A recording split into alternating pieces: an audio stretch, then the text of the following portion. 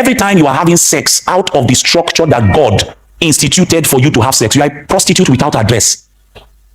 You know there are prostitutes that have address.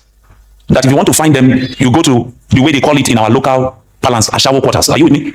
But the person who is having sex outside of marriage, you are a prostitute without address. And Paul is saying here that it should never happen. You shouldn't take what has become a part of Christ and join it to a prostitute. So there are male prostitutes and there are female prostitutes. This prostitution matter is not gender sensitive. It is so neutral that it can swallow anybody who is available.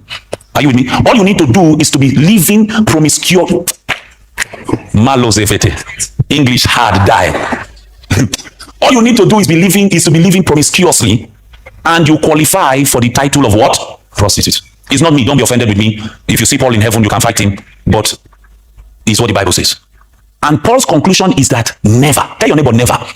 Never. So even though God created me with sexual appetites, God also created the legal system for that appetite to be expressed. So even when you are married and you are sleeping with somebody that is not your wife, and the Bible calls it adultery, is also glorified prostitution.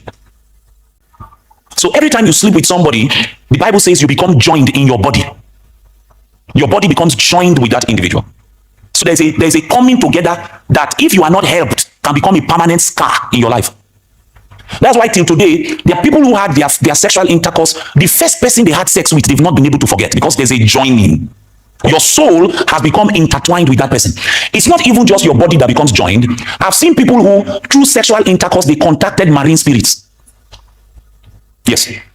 It was after he slept with the lady that strange things began to happen in his dreams.